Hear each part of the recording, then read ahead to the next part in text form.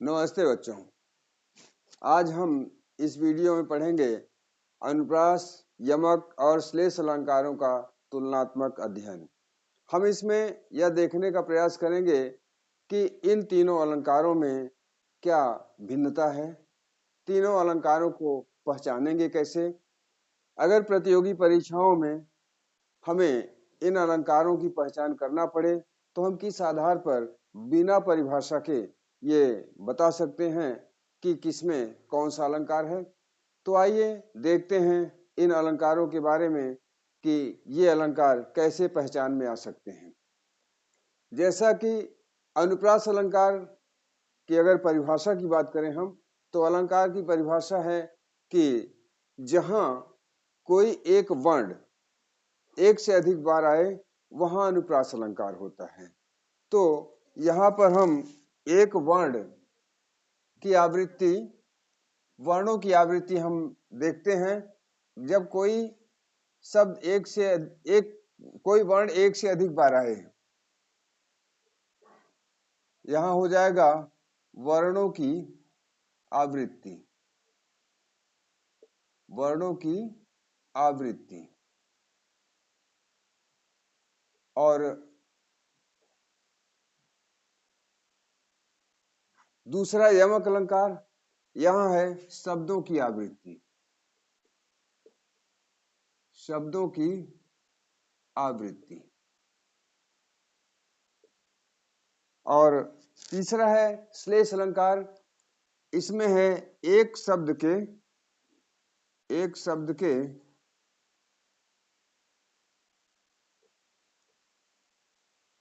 से अधिक अर्थ, एक से अधिक अर्थ।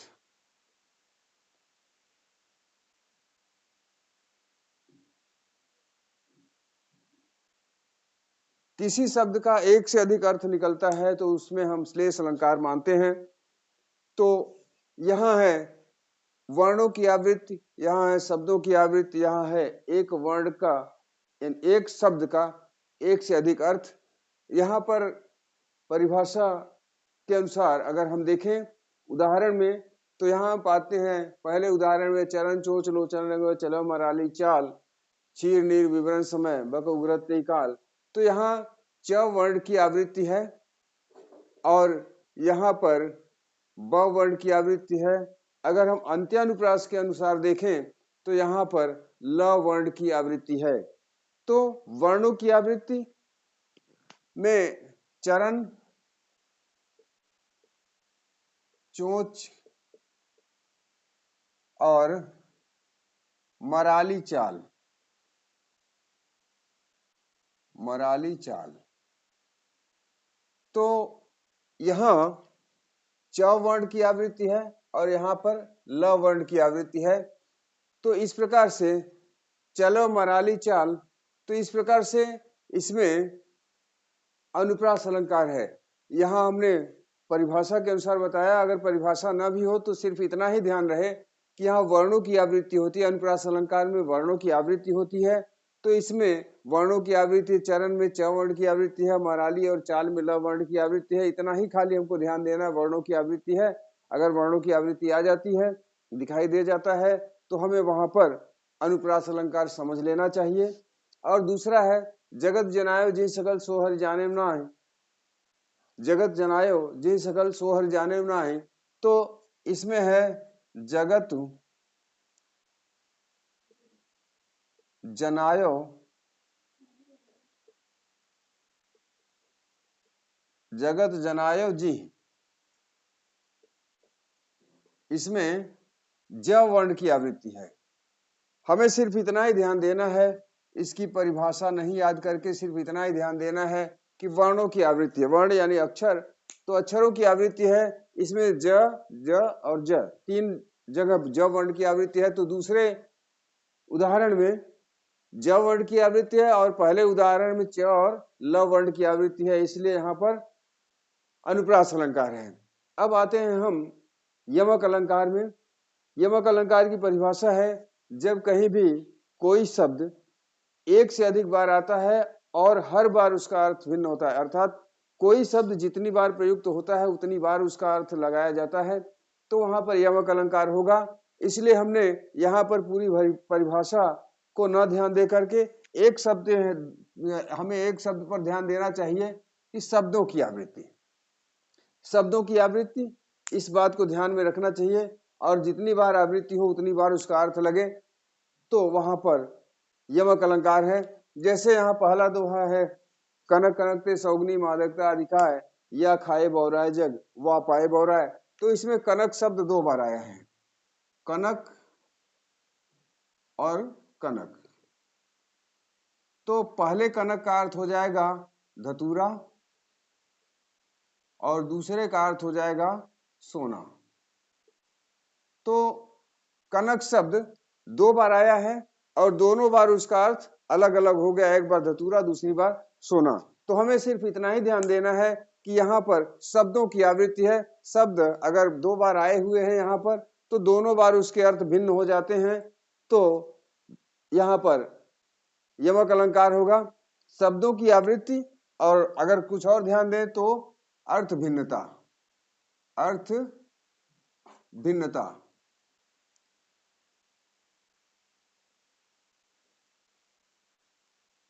शब्दों की आवृत्ति और अर्थ भिन्नता, ये यमक अलंकार की पहचान है। शब्दों की आवृत्ति हो रही है और अर्थ अगर भिन्न है तो हम यमक अलंकार समझ लेते हैं। और दूसरा है जगती जगती की मूक प्यास। जगती जगती 2 बार आया है, जगती और दूसरा जगती। पहली जगती का अर्थ है जागृत होना, जागृत होना, और दूसरी जगती का अर्थ है पृथ्वी, जगती अर्थात पृथ्वी। तो यहाँ पर जगती के 2 अर्थ हो गए, 2 बार जगती शब्द प्रयुक्त हुआ है और यहाँ 2 बार में 2 अर्थ हो जाते हैं, एक बार जागृत होना और दूसरी बार पृथ्वी। तो इस प्रकार से जगती का अर्थ भी 2 हो गया, अतः यहाँ पर यमक अलंकार है। आइए अब देखते हैं श्लेष अलंकार को। श्लेष अलंकार जिसमें रहीमन पानी राखिए बिन पानी सब सून, पानी गए न उबरे मोती मानुष चून।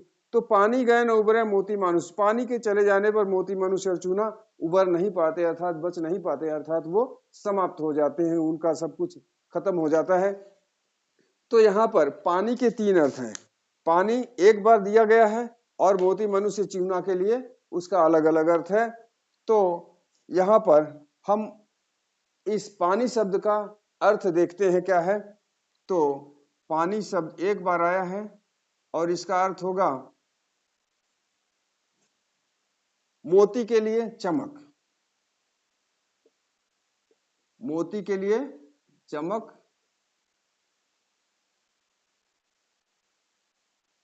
मनुष्य के लिए, मनुष्य के लिए इज्जत, और चूना के लिए जल। चूना के लिए जल अर्थात पानी, चूना के लिए पानी ही रहेगा।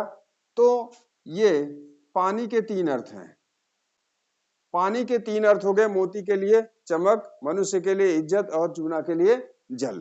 ये इस प्रकार से 3 अर्थ हो जाते हैं।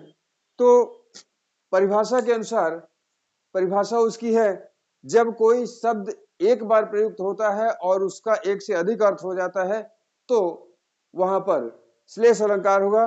तो पानी शब्द एक बार आया और मोती मनुष्य चूना के लिए इसके अलग अलग अर्थ हो जाते हैं। इसमें श्लेष का मतलब होता है छुपा हुआ या चिपका हुआ। पानी शब्द एक बार आया, उसके 3 अर्थ उसमें चिपके हुए हैं, छुपे हुए हैं। इसमें दूसरा है कि चरण धरत चिंता करत चितवत चारों ओर, सुवर्ण को खोजत फिरत कवि व्यभिचारी चोर।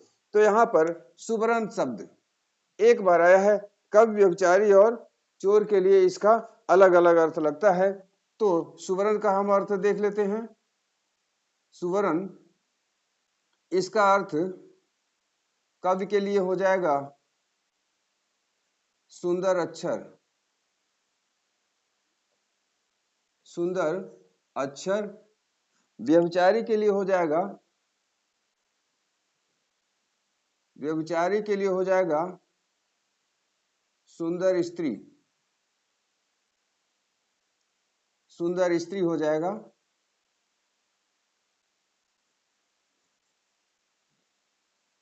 सुंदर स्त्री। और चोर के लिए सोना हो जाएगा।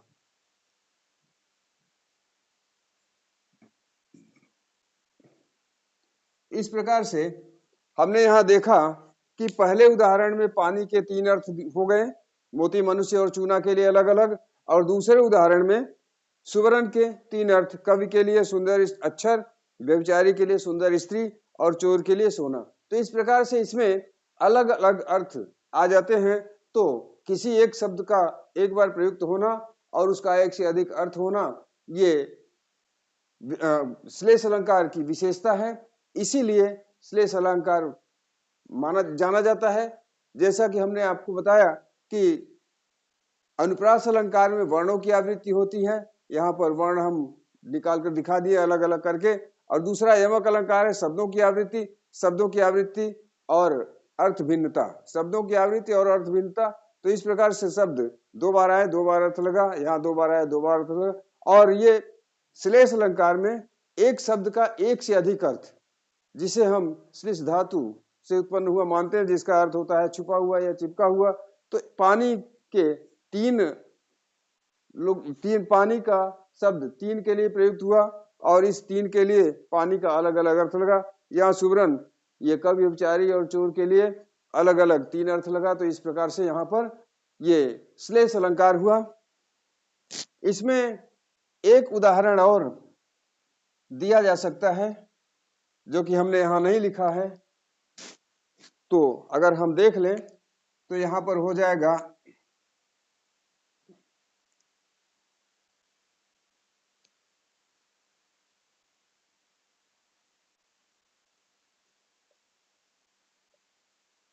शूद्र, पशु, नारी, सकल ताड़ना के अधिकारी। तो यहाँ पर हम ये देखते हैं कि ये शब्द एक बार आया है, लेकिन इस एक शब्द का इन 5 के लिए अलग अलग अर्थ है। जैसा कि हमने अपने पहले के वीडियो जिसमें श्लेष अलंकार बताया था उसमें इसको समझाया है, और विशेष रूप से समझना हो तो वहां आप देख सकते हैं इसको, श्लेष अलंकार का वीडियो हमारा।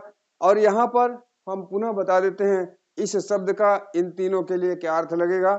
तो यहाँ पर इसका अर्थ होगा, ये 5 के लिए अलग अलग हो जाएगा।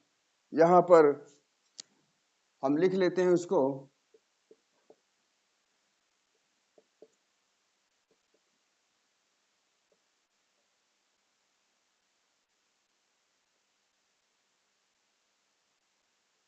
ये 5 के लिए हम अलग अलग अर्थ इसका लगा देते हैं।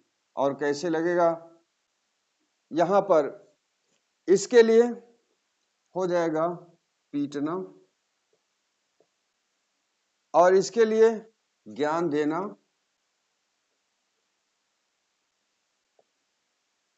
अर्थात जो गंवार हैं जिनको ज्ञान नहीं है, ज्ञान की कमी है, उनको ज्ञान दे दे, सम्मानित हो जाएंगे। और शूद्र के लिए यहाँ पर हो जाएगा सम्मान, क्योंकि इनका समाज में सम्मान नहीं हुआ करता था। जिस समय ये लिखा गया उस समय इनका समाज में सम्मान नहीं होता था, तो दोहे के माध्यम से बताया गया कि हमें इनका सम्मान करना चाहिए। और पशु के लिए प्रेम, जैसा कि हमारा धर्म बताता है हमें जीव मात्र से प्रेम करना चाहिए, तो पशु भी एक जीव है, उसके साथ हमें प्रेम का भाव रखना चाहिए, उसके साथ हमें प्रेम करना चाहिए। और ये अगला इसका हो जाएगा इज्जत, इसका हो जाएगा इज्जत, क्योंकि नारियों की हमें इज्जत करनी चाहिए। हमारे धर्म के अनुसार ये बताया गया है कि हमें अपने घर में रहने वाली या किसी के भी घर में रहने वाली स्त्रियों की हमें इज्जत करनी चाहिए। तो इस प्रकार से इन पांचों का 5 अर्थ होता है। और यहाँ भी इसमें ताड़ना शब्द में श्लेष अलंकार है। तो ये जो दोहा लिखा है यहाँ पे, चौपाई है, ये जो लिखा हुआ है, इसका अर्थ अगर हम देखना चाहें तो यहाँ पर देख सकते हैं। तो इस प्रकार से हम ये आपको स्पष्ट कर चुके हैं कि हमें अनुप्रास अलंकार में, यमक अलंकार में और श्लेष अलंकार में किस प्रकार से पहचान करनी चाहिए, इसमें क्या अंतर है। तो इसका अंतर एक बार पुनः बताते हुए कि अनुप्रास में वर्णों की आवृत्ति होती है, यमक में शब्दों की आवृत्ति और अर्थ भिन्नता होता है, यानी जितने बार शब्दों की आवृत्ति होगी उतने बार अर्थ भिन्न लग जाएंगे। और श्लेष में कोई शब्द एक बार आता है और उसका अर्थ हर एक के लिए अलग अलग हो जाता है, इन पांचों के लिए अलग अलग हो जाएगा। जैसा कि यहाँ पर हमने दिखाया था इसमें पहले वाले में पानी के लिए कि मोती के लिए चमक, मनुष्य के लिए इज्जत और चूना के लिए जल, वैसे ही इसका भी 5 अर्थ लगा दिया गया है। इस प्रकार से हमने आपको स्पष्ट कर दिया ये अलंकार किस प्रकार से पहचाने जाएंगे अगर प्रतियोगी परीक्षाओं में आ जाएं तो। और इसी के साथ यह बताते हुए कि हमारा यह वीडियो आपको अच्छा लगता है तो हमारे वीडियो को लाइक कीजिए, अधिक से अधिक शेयर कीजिए, कमेंट कीजिए और हमारे चैनल को ज्यादा से ज्यादा सब्सक्राइब कीजिए। मिलते हैं जल्द ही किसी दूसरे वीडियो में, तब तक के लिए धन्यवाद।